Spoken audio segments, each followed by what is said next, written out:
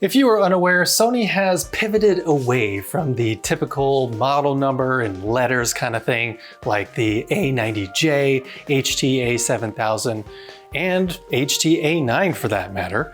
But today I'm going to review the HT-A9 Mark II, which is now called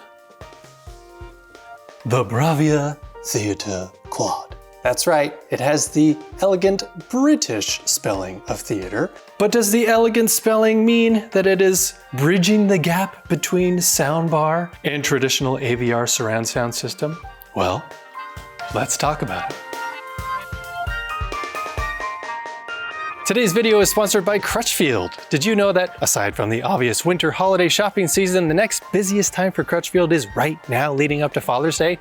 That's right, it's dads and grad season, folks, and you're in luck because Crutchfield is having some killer deals on the best ideas from smartwatches, Bluetooth speakers, car audio, home audio, headphones, and even drones. Or take the weight off your shoulders and let them decide what they want with a Crutchfield gift card. Orders $35 or more get standard delivery within 1 to 3 business days. Whatever their heart desires, you can find it by going to crutchfield.com today.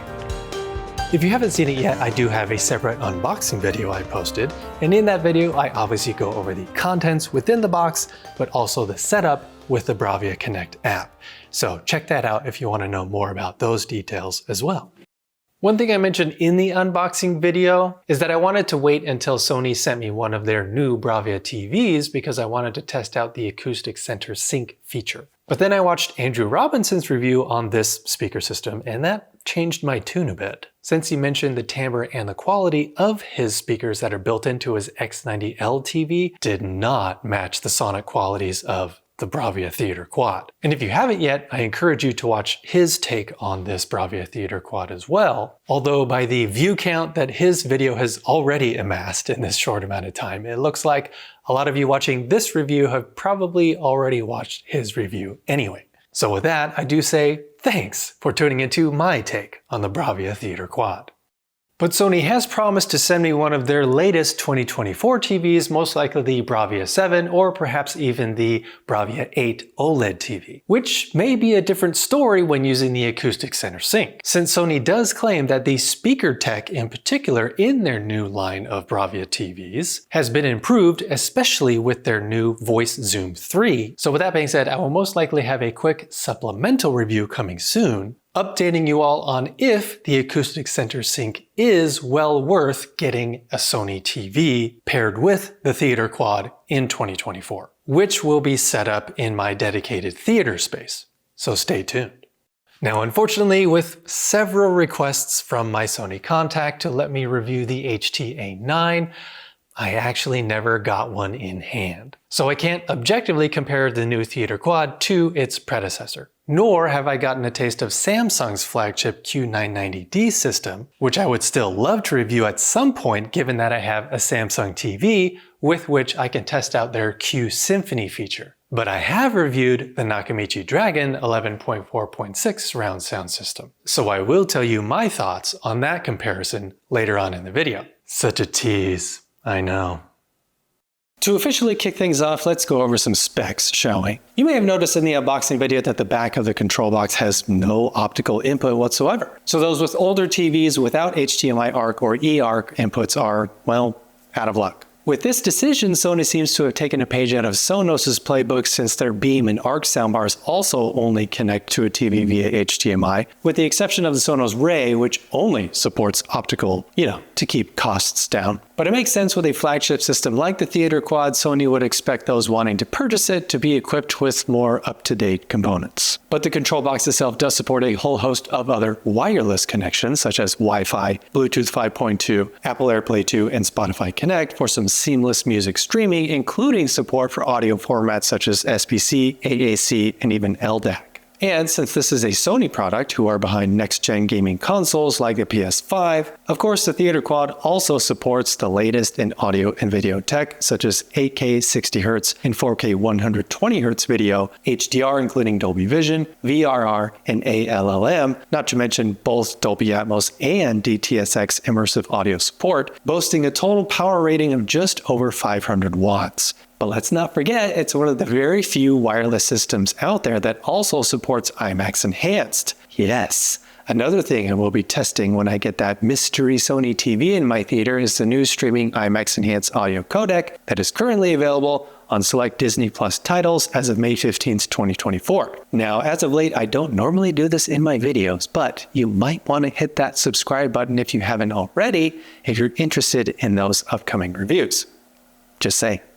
With regards to controlling the Theater Quad system, you can use the very basic remote control, including adjustments made to a paired Sony wireless subwoofer like the SW3 or SW5. Sony was kind enough to send the larger SW5 subwoofer along with the Theater Quad for this review, but I will get into that combo a little bit later. Connecting the control box to your TV via ARC or eARC does mean you have CEC functions where you can control the main volume using your TV's remote, which streamlines things a bit better. But again, a lot of the adjustments you'll only find in the BRAVIA Connect app will appear in the quick menu if connected to a compatible Sony TV. Another feature that I can't wait for, since that makes things very convenient. Because right now with my Samsung TV, you can see here, every time I adjust the volume with the TV's remote, this superimposed text appears here that just lets me know an adjustment is being made, but I don't actually see a volume number. It's just letting me know something's happening. So yeah, another thing that I can't wait for once that Sony TV arrives. But speaking of the BRAVIA Connect app, it's clearly the main hub in which all the adjustments you could think of are conveniently at your fingertips, with the exception of some adjustments that are missing in my opinion. I'll tell you what I mean later. But I do appreciate that Sony has once again taken a page from Sonos's playbook with the likes of their TruePlay tech and adding the ability to tune your room with its 360 spatial sound mapping using the microphone on your smartphone instead of needing to plug in a separate calibration microphone and placing it at your listening position. Simply sit in your preferred spot with phone in hand, follow the simple instructions, and boom, calibration done. Again, this is detailed more thoroughly in my unboxing video if curiosity gets the best of you. Now, since this is the first time having a flagship Sony wireless speaker system in my living room, I wanted to get a little experimental with it. So, with that being said, here is Elon from the past.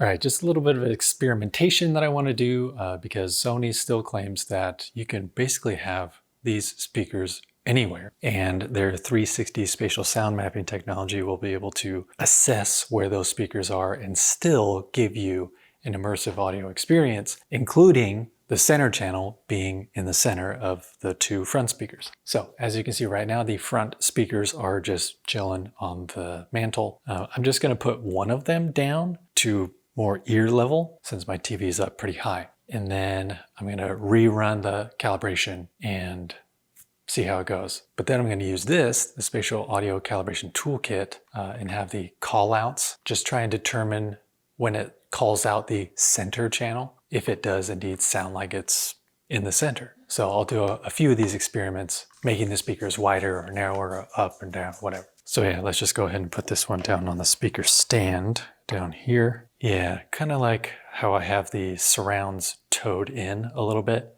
I think I'm going to tow in the front speaker as well, just kind of point it more towards the middle of the couch. So that way I can also see if it accounts for toe ins and having speakers pointed straight at you like this one.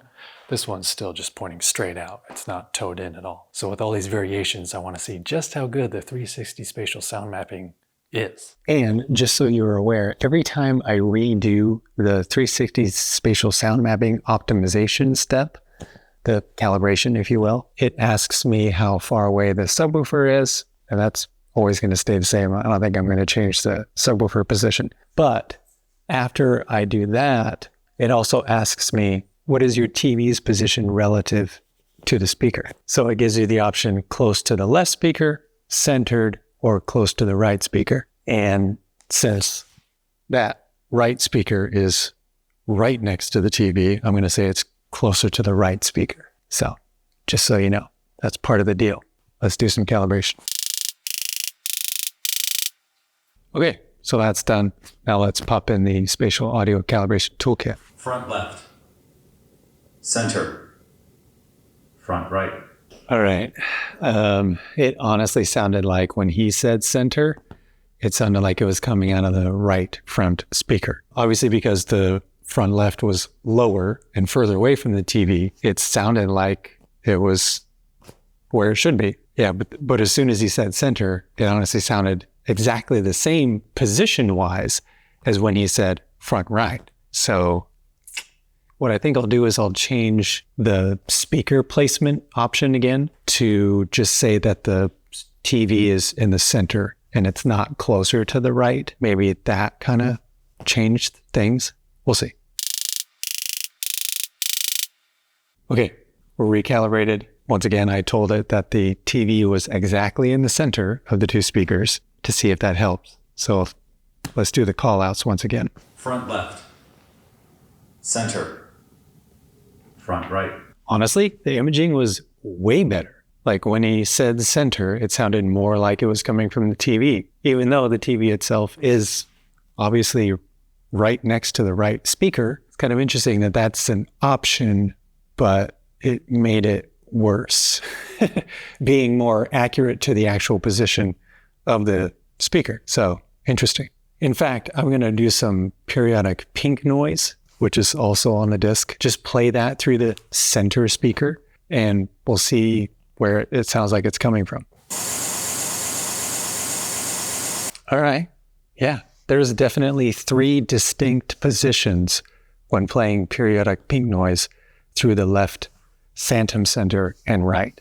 That's good. Again, I'm a little confused why telling the app that the TV is in fact in the very center of the two speakers, when in fact they're not, that it still is able to put the phantom center in the correct place. All right, so now what I want to do is I want to go ultra wide. Obviously, I can't go too wide on the right-hand side because the sliding glass door is right there. But on the left-hand side, I'm going to go all the way to the wall, pretty much, because there's an outlet over there. I'm going to just put it next to the wall, plug it in, redo calibration again, and see how it goes. Again, I'm going to have it pointed towards the couch and tow it in.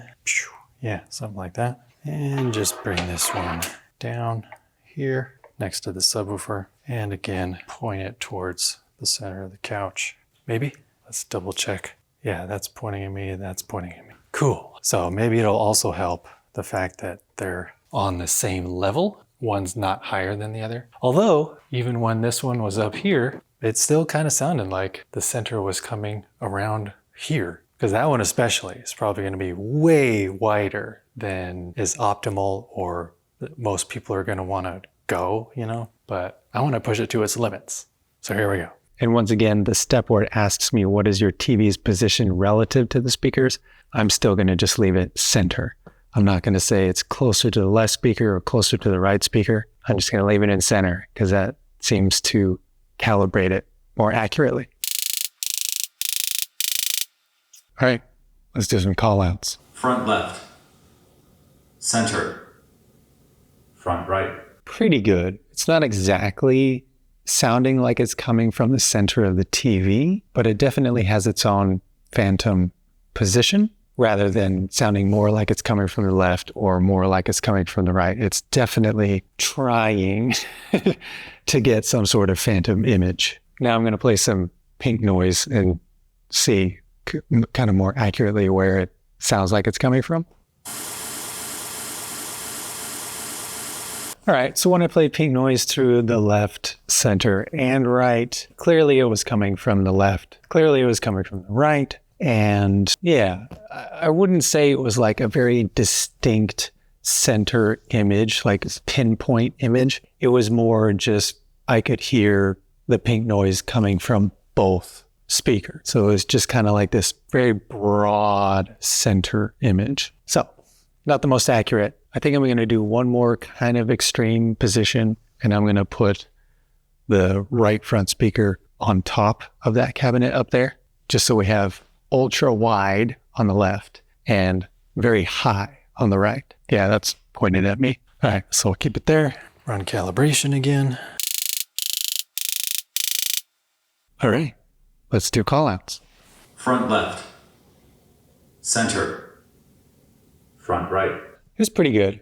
Once again, it just kind of sounded like this very broad center image, clearly coming from both speakers at the same time, but not like really sounding like Chana's voice was coming directly from the TV. I'm going to play some pink noise again too. Yeah, same result, just this very broad center image. So what I'm going to do is I'm going to put them where they should optimally be. I'm going to have the front and left, right, somewhat close to the TV, maybe just a foot or two on either side of the TV, just so it's not like right on the very edges of the TV. I want it to be a fairly wide soundstage. And I'm also going to have them both on the speaker stands.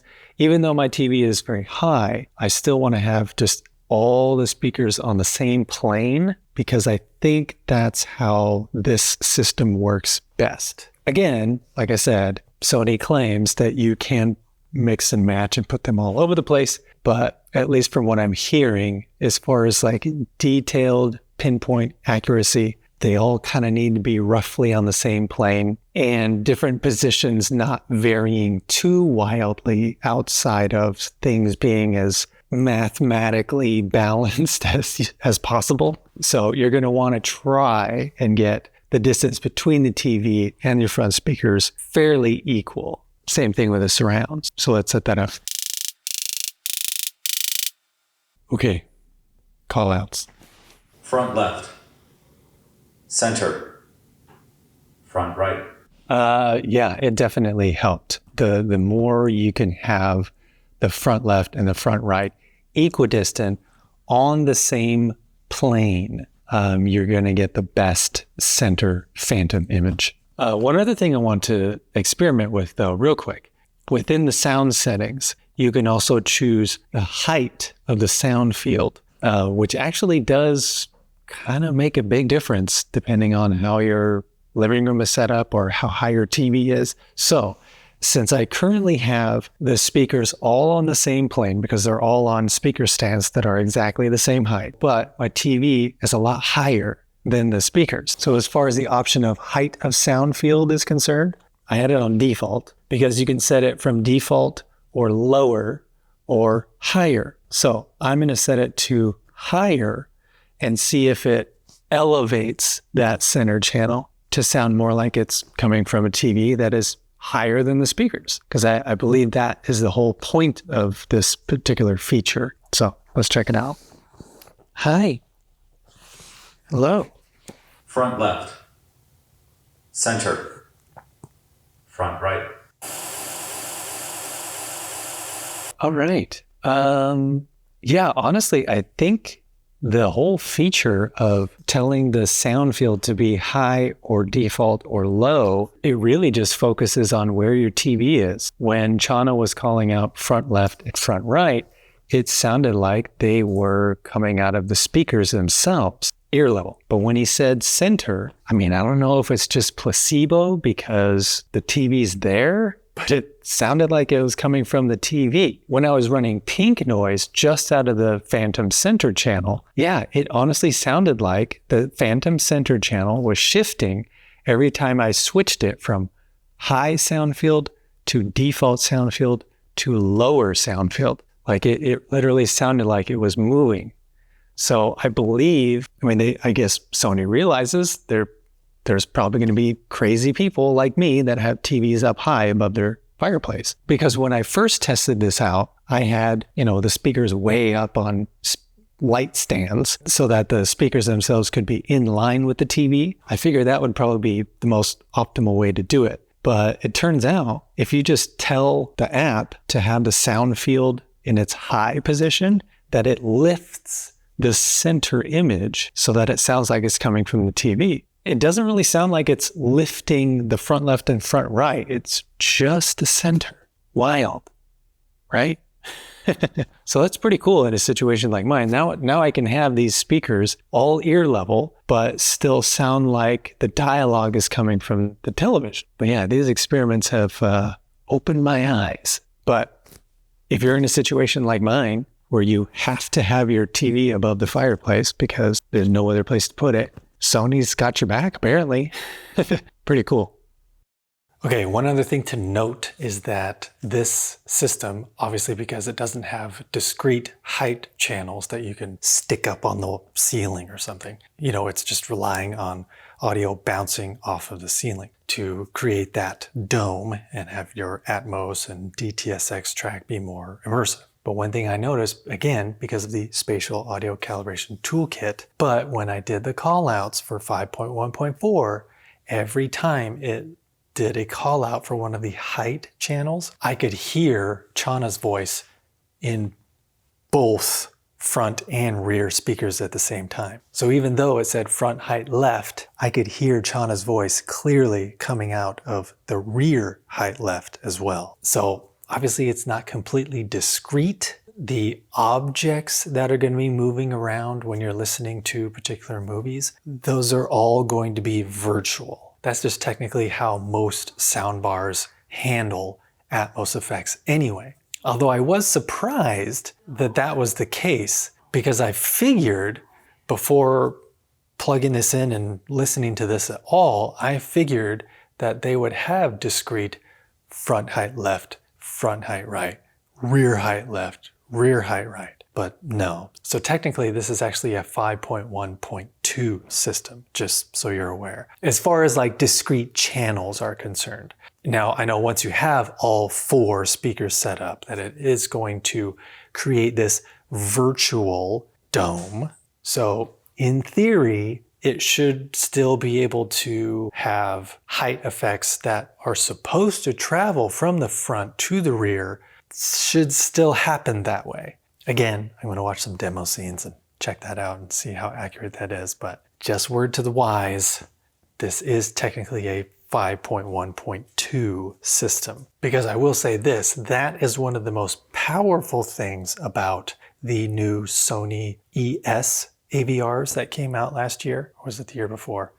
I don't know. What is time? But when I reviewed the AZ3000 ES, the calibration and the Soundfield was so good when I ran the built-in auto calibration plus 360 spatial sound mapping.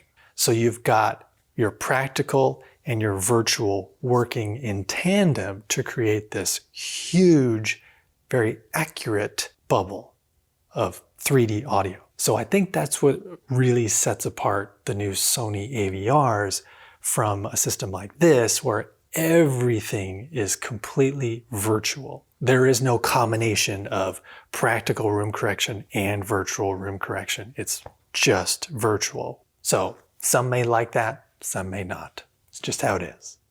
All right, let's talk more about audio, specifically subwoofers. Once again, to give consumers a choice, you have to purchase the SW3 or SW5 subwoofer separately. But Andrew Robinson and I both agree that it's high time Sony should offer a package that includes the SW3 or SW5. But regarding the SW5 specifically, it has a power rating of 300 watts, which is enough for most consumers. But riddle me this, Sony, if you're forced to purchase the sub on its own, why settle for the quintessential narrow, elongated shape of every other wireless subwoofer that comes with a soundbar system nowadays? Because of its narrow shape, it has only a 7-inch woofer inside. Yes, it also has a downward firing passive radiator that assists with its bass extension, which actually does a tremendous job, in my opinion. And let's not beat around the bush, people. It gets low and even sometimes pretty aggressive when watching the likes of the racing scene in Ready Player One. But is the shape just an aesthetics thing?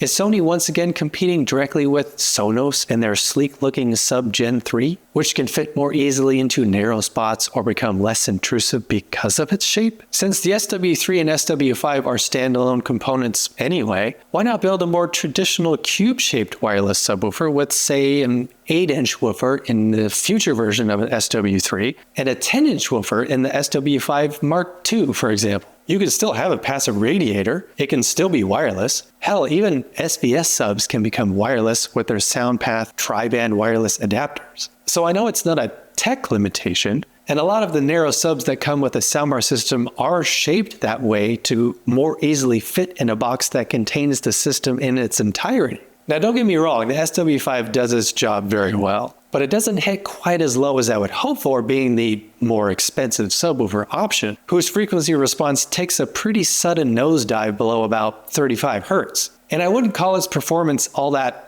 articulate, being able to produce varying types of low frequency effects. The bass was present and not all that boomy like some soundbars I've reviewed that were trying to punch above their weight class, but the SW5 didn't provide much variety of low frequency effects either. In that very same living room, I've recently reviewed the Golden Ear Forcefield 30 subwoofer, which I specifically requested because it's their most inexpensive sub, and it was very impressive having only an 8-inch woofer and downward firing passive radiator. Granted, it's not a wireless sub, but it is compact, gets down deep, and hits hard when it needs to. That's the standard I would expect from the likes of Sony, who continue to be one of the most innovative tech companies out there. I think we can all agree on that. But without a subwoofer?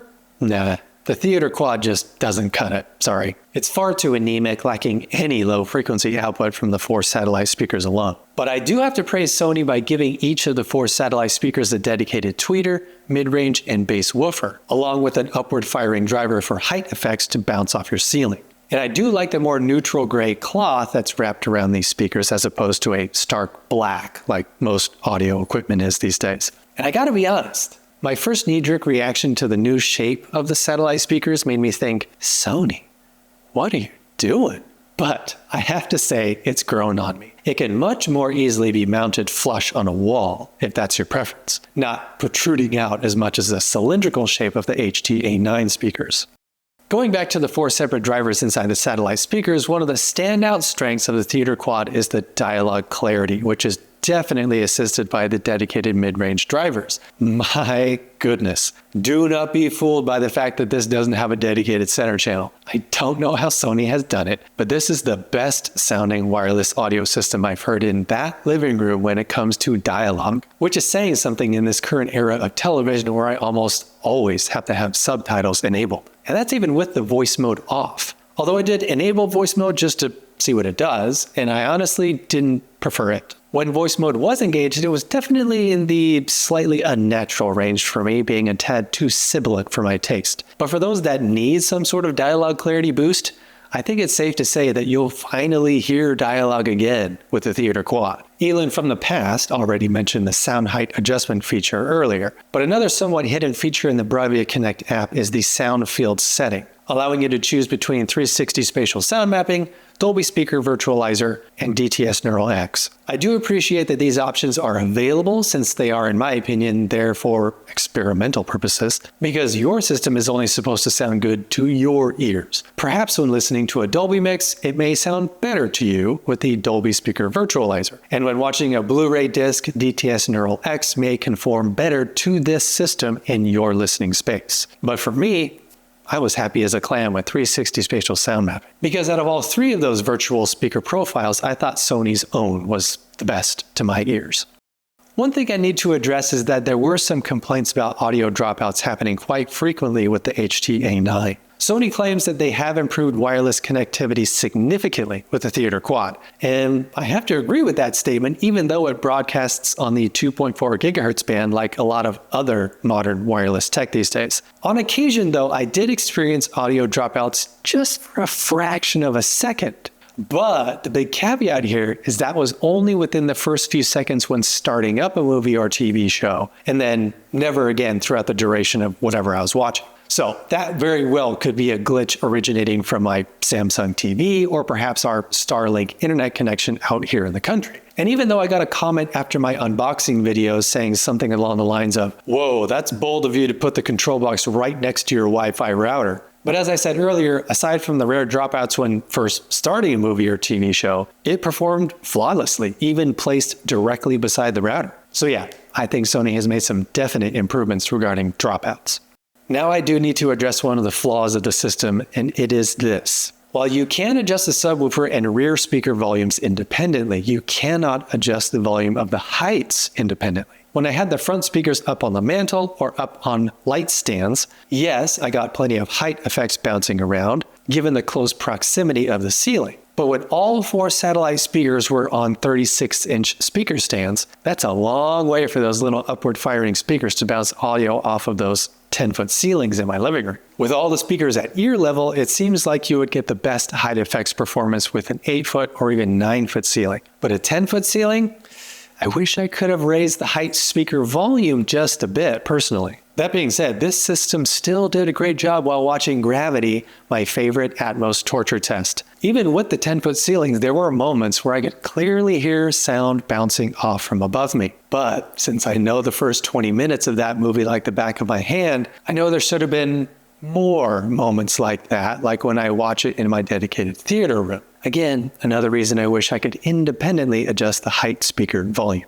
Another thing about the height, since they are angled a bit, I would recommend putting the surround speakers at least 3 feet away and no more than 6 feet. Otherwise, those rear height effects just bounce right over you. Or if they're too far away, they don't even reach your listening position. But I am happy to report that during Gravity, despite me saying this is technically a discrete 5.1.2 system, I still did hear movement from front to back and vice versa with those height effects. So whatever magic Sony has done with its virtual 360 spatial sound mapping tech, it just works. But the reason I say not to have the surrounds more than 6 feet away from your listening position is the 3D bubble wasn't as pronounced otherwise. When I first unboxed the system, I had the surrounds placed on the windowsill to one side and a record player on the other, roughly 8 to 10 feet away. And at that point, I could just kind of barely get a sense of immersion from the rear, even when I turned the rear speaker volume to 10, which is the max. The front speakers were usually about 12 to 13 feet away from the couch and did just fine, since your typical mix is going to be front heavy anyway. So for the surround details that tend to be more subtle in any given mix, 3 to 6 feet away seemed to be the sweet spot for both surround and surround height effects. Now let's talk about music for a minute. One thing that sets this system apart from almost all other wireless systems is the fact that it has a front soundstage that is not tied to the footprint of a soundbar. I really enjoy how you can make the front speakers as narrow or as wide as you want. And doing so creates a fantastic stereo image when listening to music. Again, just like with dialogue in TV shows and movies, the vocals of any song cut through so clearly without sounding too harsh or sibilant. I've been on a Portishead kick as of late, and the old-timey guitar amp-driven vocals of Beth Gibbons sounded so crisp and full of life. But songs such as Western Eyes were a true test of this system's capabilities, because when the beat kicks in about halfway through, the SW5 works so well, filling in that low end along with the unique snare and buttery orchestral samples throughout. And speaking of orchestral, listening to Dvorak's Slavic dances easily filled this room top to bottom, side to side, along with my other classical go-to, Fantasia on a Theme by Thomas Tallis. For a home theater in a box, this system is surprisingly neutral and flat with its music reproduction, which is rare to find since most other soundbar systems will add some sort of coloration or sonic signature within certain regions of its frequency response. Not the Theater Quad, my friends. But what's great is that the music sounded spectacular even though it was upmixed playing through all 4 satellite speakers simultaneously. The vocals still only came out of a very clear phantom center channel, and not out of every speaker like some systems do, creating that off-putting all-channel stereo sound that I don't like at all. The 360 spatial sound mapping just virtually separated the arrangement and assigned just a light amount of instruments to the surrounds, enveloping me in a more natural way. But let's not forget, I was listening to this system paired with the SW5 subwoofer. Can you get away with listening to music with these satellite speakers alone? No. Just like with movies, music sounded anemic and lacking any low-frequency oomph without a sub. So again, it would be worth investing to snag the SW3 or SW5 with the Theater Quad. But I would say to go on the lighter side with bass management when listening to music. Because the speakers are so neutral, too much bass and you'll get weighty vocals. Too little bass and you're back to sounding anemic. But I found when setting the bass output somewhere around -3 to 5 in the BRAVIA Connect app, that was a nice blend. Beyond that, we'll see if excellent music reproduction reigns true with the new BRAVIA Theater Bar 9 and Bar 8, since they are your more traditional soundbar designs. But as for music with the Theater Quad, it's a home run in my book, keeping that stereo image nice and wide and its natural linear frequency response. One more feature I want to quickly touch on is night mode. And I gotta say, it's very effective. It didn't seem to do much to affect the satellite speakers at all. But what it did do was drastically reduce the subwoofer output to almost nothing. My wife and I are going through The Expanse on Amazon for the first time right now. Late to the party, I know. But it sure does help simply engaging night mode after we put our kiddos to bed, knowing they won't be disturbed by any sudden bass-heavy action scenes. In addition to that, the theater quad plays nicely at seemingly any volume. That excellent dialogue clarity is still doing its job even at low listening volumes like when our kids have to go to bed. We still prefer subtitles to be on, but that's just our personal taste. But even so, it's not like dialogue is completely unintelligible at low volumes, like with some soundbar systems I've had in that living room here in the past. And this system can get loud when you want it to. While demoing some scenes a couple weekends ago, my daughters had to come out just to see what the commotion was all about. So, whatever your listening level preference is, the theater quad can accommodate with flying colors. And that brings me to the Nakamichi Dragon comparison. Now, when it comes to home theaters in a box, plug-and-play wireless systems that are easily set up just by plugging into your TV's HDMI eARC port, the Dragon and Theater Quad represent the hard dividing line between two camps: power versus accuracy. I believe the Theater Quad and its 360 spatial sound mapping is superior when it comes to accuracy, giving the listener a better three-dimensional bubble of audio and an improved representation of objects moving around the soundstage. But you cannot deny the sheer power that the Dragon outputs. With its more robust surround speaker cabinets, larger speaker count, larger woofers, AMT-style tweeters, and quad subwoofers. So I can see there being about a dead even 50-50 split between those who want accuracy and a more modest neutral aesthetic with the Theater Quad versus the Nakamichi Dragon's raw,